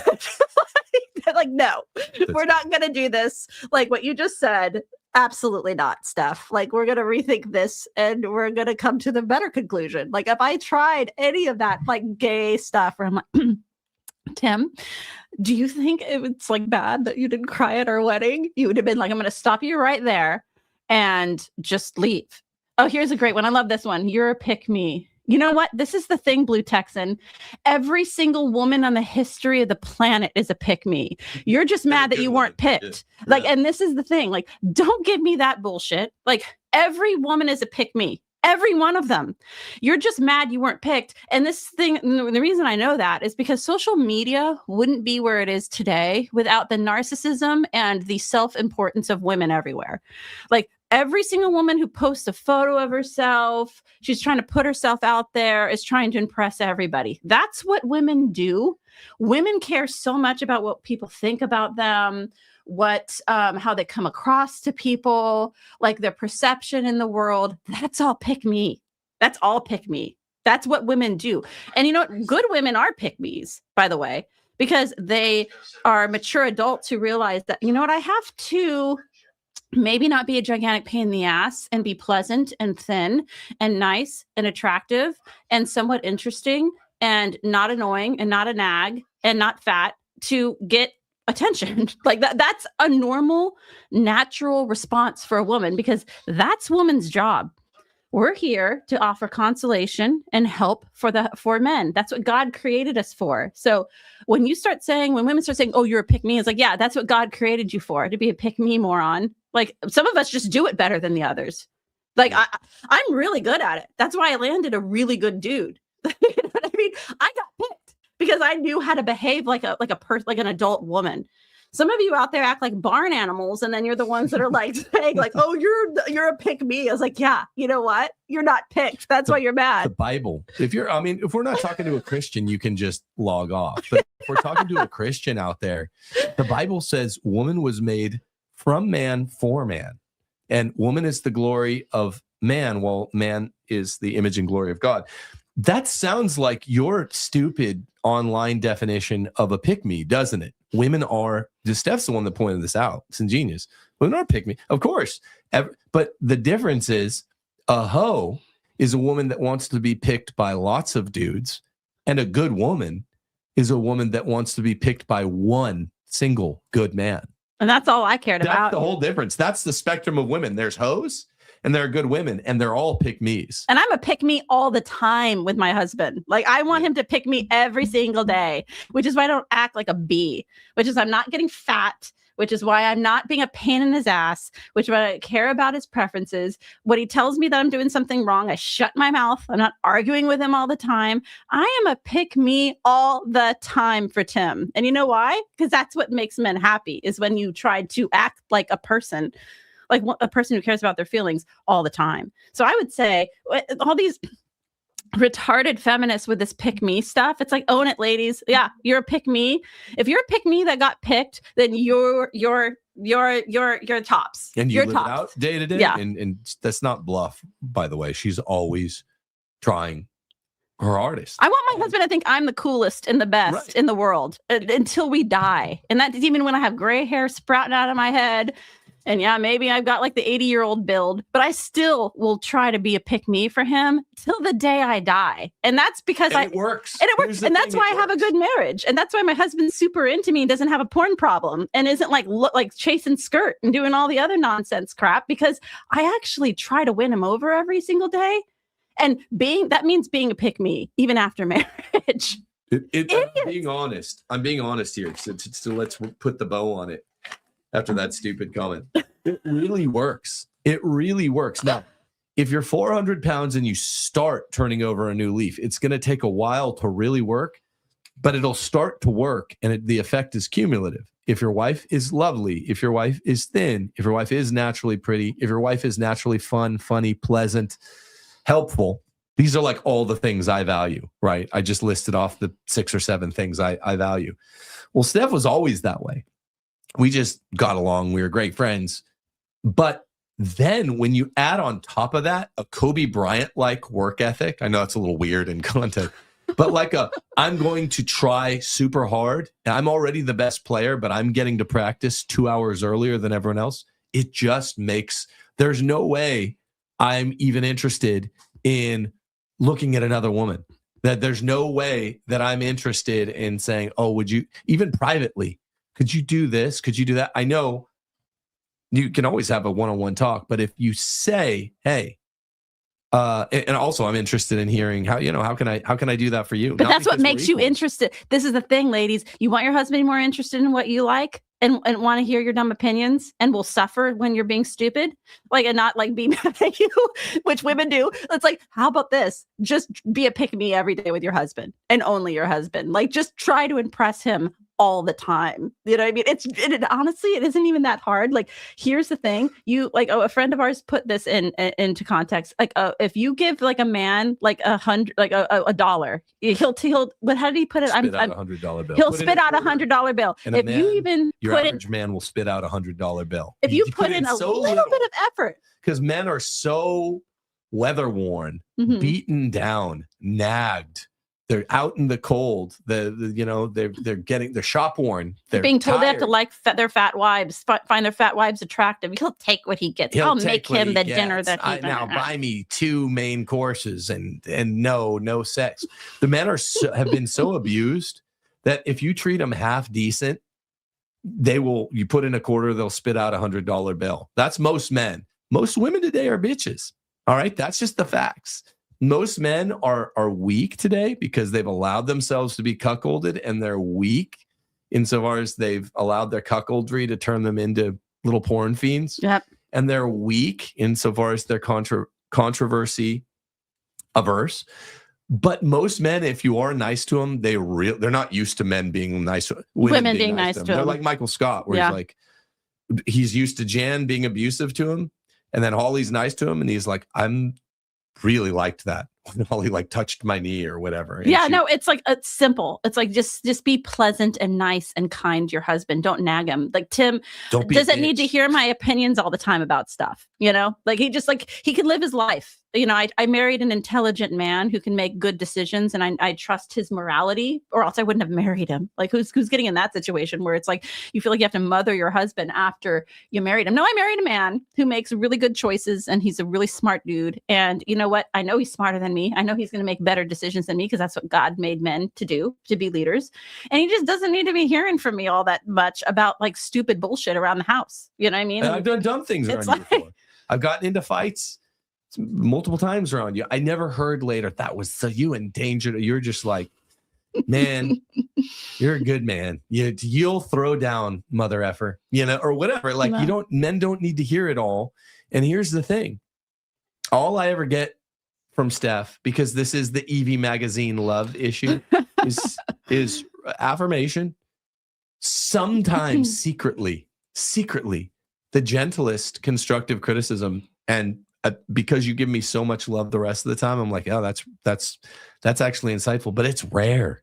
It's rare. It's not this constant fraternal correction. Same thing as between Christian male friends. You don't need to always be fraternally correcting each other once every year. Okay, fella, calm down. Over serious issues. Goods and trying to make the meals that I like. I always notice you're tinkering with what you're cooking for dinner. You're like, did you like that? Did you not like that? Okay. If I express any hesitation, I notice that thing's off the menu next time. If I'm like, oh, the laundry's a little slow. The laundry's quicker. If anything I mention once, because good women are the right kind of pick me, and you're the best woman, it's just immediately tailored up. The house runs. The people are happy.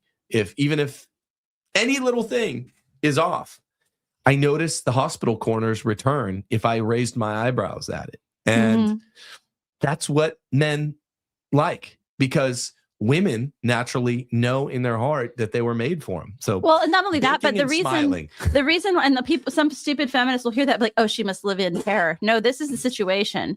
The reason that I snap to like that is because I married a guy that I feel lucky to be with. You know what I mean? That I get down on my knees and thank the Lord that he sent Tim into my life. And every single day is a day for me to show that appreciation that he plucked me out of society with all this like nonsense garbage crap, right? And I get to live my life in peace and comfort. He doesn't like pit me out for some job. I'm home. Like I can tend to my hobbies. I can do whatever I want during my day. He lets me sleep in. I have it so good. And it's like I am looking for opportunities every single chance I get to show appreciation for my husband. And this is why I tell young men, it's good for you to date a girl who is a little bit more into you than you're into her. Not that that's necessarily our case, but it's like, it's genuinely, I feel like that from my perspective. Tim might disagree, like, oh, we're like into each other the same, but it's like, I genuinely am like just thankful every single day that I'm married to Tim. And it's like really, ladies like out there who think that it's like a big deal to like scrub a toilet or to bring your husband his plate of food. It's like, just, are you retarded? Are you incapable of like putting a plate of food together and putting it in front of like the man that you love? Are you that dumb or an inept or lazy or just selfish and gross and unfeminine? Like, one of the big things I love is being able to do really, really easy things, like not be a pain in the ass and keep the house clean and bring him his plate of food. And those little just simple, easy things that like an ape can do, just to show Tim that I love him. And sometimes it requires harder things. Like I am clearly people could probably see even from this podcast, an opinionated broad. And so sometimes it's hard for me whenever I disagree with Tim to really shut my mouth. But I know for damn sure that if he is not on board with what I'm saying, I need to zip it. You know what I mean? And that's good for me. That's good for me. And I'm happy to do it when I look back on these times where I've had to do it, because it's like, it's just another way that I show my husband how appreciative I am for everything he does for me. And it's a lot. I mean, for a man to keep a woman at home in this day and age, we have 8 kids, like I'm always protected. I don't have to worry about doing anything that's like super uncomfortable outside of like the female stuff, like birthing and things like that are just naturally charged to me. If there's like a cold front blowing in and the dog's outside and there's a thunderstorm, he's out there in the rain. He's the one that's fixing tires, taking our cars, doing stuff. I don't want to do any of that crap. I don't want to do any of that crap. So it's like, man, I am so thankful that I know I don't have to do that crap. He has it covered. And I'm just going to make his life pleasant. And if that pisses off feminists out there, then that's just because you're jealous. Yeah, you're doing something well. It's like, I want you to be able to sleep in, get your beauty rest, have a warm cup of cocoa. I'm always like, here, I'll go do the thing. This is what men like. Men are attracted to doing these challenges. All might be pouring rain. I'll go pump the gas, whatever. But when we get home, the woman's like, here, I'm gonna make your favorite meal. I'm gonna bake cookies. I'm gonna smile. I'm gonna wear your favorite dress or skirt or whatever it is. I guess Protestants have this red dress test. Why is this even a test? If your husband likes something, put it the F on. Yeah, wear baby. What's your problem? Grow up. Grow up. That same feminist in the chat's like, sounds like prison. Like, yeah, let me guess. Your husband ships you off to some job because he can't cut it up by himself, right? Yeah, my life sounds like hell on earth. I have all the hobbies in the world. I could sleep in. I could do whatever the hell I want to during the day. Sleep in, garden, journal, play. So what do? You play flute, you draw. I'm married to some like watercolor. 6 foot plus Chad who like takes care of all the unpleasantries of the world. And I'm allowed to just like put on makeup and wear cute clothes around my house and then have to put out some meals and put out literally, it's like, sounds horrible to be married to a Tim Gordon, doesn't it? While these other broads are out there being like, oh, this is like prison. Meanwhile, I need to get up at 6 o'clock this morning because my husband is shipping me off Are you typing to some this? job. Hey, Fatty, are you typing this from a cubicle with buzzing light over your head? You've been here. How long have your kids been at daycare? Your 1.7 kids. How fat are you? Come on. Tell me how fat, what do lady. you weigh? What are you? It's your height and weight. You know, Height same and thing. weight. When guys And your talk husband's height and smack weight. on Twitter, I've started going, what's your max 1 RM on bench? And that shuts them up, you know? Yeah. Like, what's your max bench press? I want to know. Women, you're going to talk shit on this channel. We're gonna block you unless you submit your height and weight. Like, right? you can critique me 'Cause all we you know want. you're miserable. But let's have your height and weight. Let's see what your job is. I want to know what your day-to-day is. How many kids do you have? How often do you get to spend time with them? I get to spend time with all my time with my kids. All my time. Like, my husband cares enough about me where it's like, I don't even have to drive places. If I want to go to the store, guess what? I'll ask, honey, do you have time to take me to the store today? I can sit there in the car and look out the window. Yep. You know what? I don't have to do anything that sucks. Like, you know what I mean? I get to just live Get my your life. ass a pumpkin spice latte if it's the right time of the year. They're just feminists, dude. They have the most miserable prison slavish lives. You know what I mean? And they're so unoriginal. They're so uninteresting. They have no hobbies. They have no like interests. Like, I guarantee you, like, I can do 25 things better than this broad. You know, I bet you could sew, cook, clean, even hobby-wise. I can paint and draw. I know certain language. I can play the flute. Lady, like, get real. Like, your stupid job, whatever receptionist job you have. I'm liberated. It's sorry. Like, it's just you suck as a female. Like, I got you covered. I can do stuff. Like, I know how to actually do things around my house. Like, Tim needs something done or sewn or cooked, or hey, if he wants me to draw something for him or play him a song, I got it covered. You sound lame. You probably know the internet. You know all these softwares better than anyone. You're good tech on the computer. Why are we even adducing some fat? It's just fun to go after him. Broad who's probably shoving a They're sandwich in her face. so miserable. They're just mad. It's like when Carrie Prejean was saying things and you got all like the fat women. They were like, they couldn't abide that a beautiful woman was saying things that were smart. Oh no, what is going to happen? I'm fat and I'm dumb. And this woman is like beautiful and smart and she's saying true things. Like, my world is crashing before my eyes. The way that I sleep at night, these overweight, unhappy women, they get to sleep at night by comforting themselves with the palliative cliches, with the palliative lies that, she might be pretty, but I'm smart. No, you know, Steph's smarter than you. That's the thing. Oh, well, she's, you know, it might be nice to have all that free time and to be able to sleep in till 9. But I'm an independent woman. Steph's an independent woman. She freelance. I don't even know how to set up my show. She's so good at, she's learned like all the different software. But I did that for you. She figures it out like that. But I'm like, get your beauty rest. Guess what? Beauties deserve beauty rest. That's why you don't get it, Toots. Yeah, that's probably what's going on. Like, these guys who are like, you know what? She doesn't really deserve that beauty rest anyway. So might as well make a buck. Yeah. Ship her off to a job, I guess. Like, is that like a beast of burden. Like the beast of burden oh, you are. Boy. You get in so much trouble for that. But no, it's the truth. And it's time to end this. And it's time to end this. It's time for us to just take our offensive discourse. I honestly think this more plenary version of what we'd originally planned to do, the Eevee magazine issue, is better because it is more about, you will have more gross bedroom sexual intimacy. If you tend to these more holistic aspects of virtue, of marital intersexual virtue, which involve submission, which involve temperance, particularly of taste, and involve actually a man being more manly and a woman being more womanly, it makes you desire one another more. Yeah. The more manly the man is and the more womanly the woman is, the more you desire one another. And that's what we ended up talking about today. Notice how it's very PG.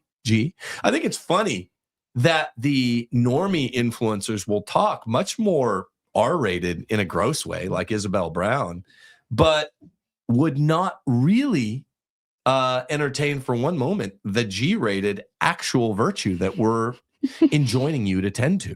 So that's the thing. True. It's the worst of both worlds. It's what I once called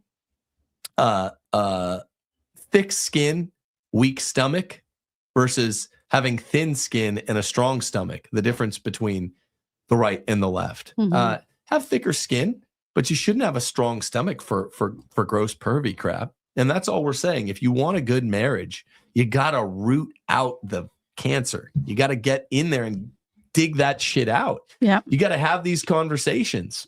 Look, the guy can add, he can't affect his height. I know height is a big deal to girls, but do I need to get some more muscles? Because I can spend, an hour a day lifting weights instead of a half hour. If it makes that big of a difference to you, most guys should be willing to do it.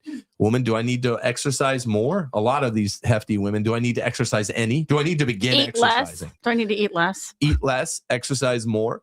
And am I pleasant? Do I make you your favorite meal 5 days of the week or your top 5? Do I bake enough? Do I smile enough? Have wives out there asked that? Do I smile enough? Well, I can't afford to because I get up because he farms me out for work. Okay, so we're getting to the roots of the issue. That's why you two aren't attracted to each other if you're in an unhappy marriage. We're going to get to a super chat here just a second too. And I would just say wives should be a pick-me, a ride or die broad for their husband all the time. Cheerleader. All the time. Cheerleader. Yeah. I always joke with Tim, it's like on my tombstone, we'll just have like on it, we can just have like man's best friend. You're trolling him now. Now you're just. I soon. Like, if you ever come across a tombstone that says "man's best friend," like, and it's a human cemetery, that's where I have been laid to rest. Glenn Lawrence says Lila needs abortion just like Rollo needs feminism. Glenn Lawrence, great account on Twitter. You guys check him out. Good totally stuff. Fair. I love the analogy, Glenn. There's a good enough. Yeah, Rollo needs feminism to not die, to retain even a shred of relevance. And Lila and the other, I forget that other one that I've been seeing more lately. Female. Oh yeah, that Kristen Hawkins. Kristen Hawkins. Where she was I remember Hawkins because of Stranger Things obsession. She was saying some crazy stuff like abortion is murder. Nasty. But the women who commit the murder should be treated like or whatever. Like innocents. Glenn's right. They need that. It's becoming more plain, like the nose on everyone's face. They need abortion the way Rollo needs feminism. They can't actually destroy it, even though they claim that that's the goal. That would be a totally Pyrrhic victory. It would be a 100. That's a pretty painting. That'd be a 100% Pyrrhic victory because then they would destroy their job. We got one of our daughters just drew us a lovely painting. Oh, I thought it was a painting. I guess it's a drawing. It's a drawing. It's Charlie. There we go. So. Good job, Charlie. Anyway, so we have a super chat. Yeah, that was Glenn Lawrence about the abortion. Glenn, yeah. So check him out on Twitter. Great stuff there. And I'm down to do a dialogue, Glenn. So thanks. Mr. Glenn Lawrence on Twitter. So check him out. Yep. But anyway.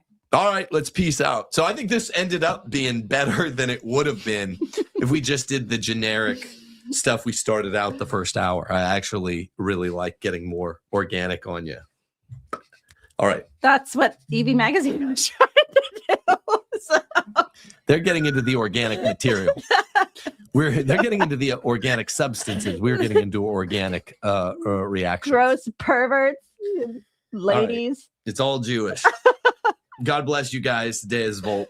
Tomorrow I will be appearing. I'll be appearing on 2 RT programs with the beauty queen Carrie Prejean Bowler. That was the thing. We had a good talk last night. Carrie Prejean Bowler, beauty queen, nice, smart lady, and you're going to be able to see us at, I think, 12 and 2 on RT, respectively, on the Scotty Nell Hughes show.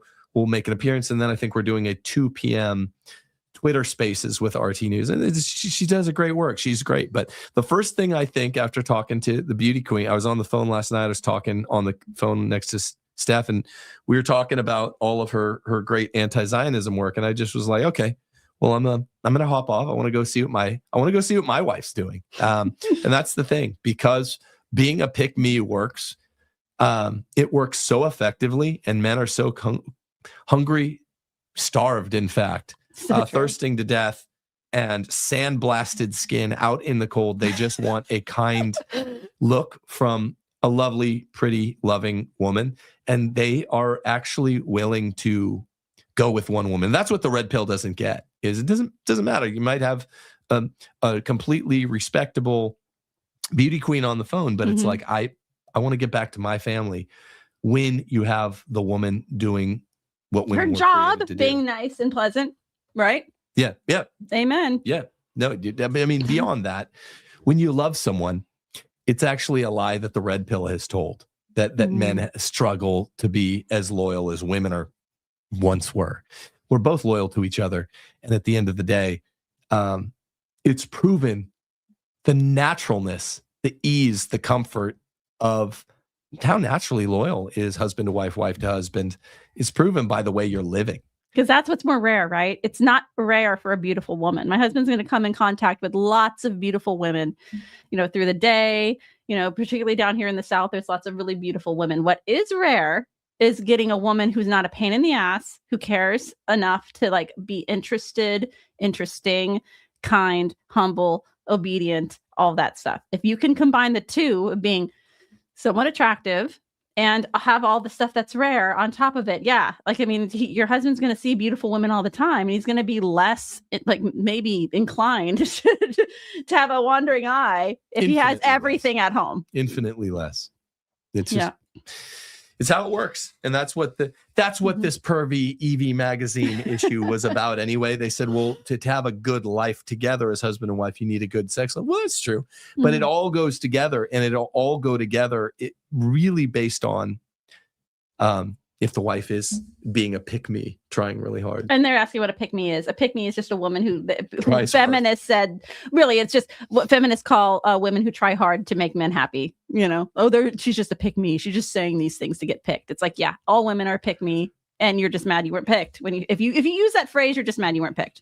Or you were picked by a lame guy who you wish you got picked by a Chad like I was. So deal with it. Oh, boy. Women. Peace.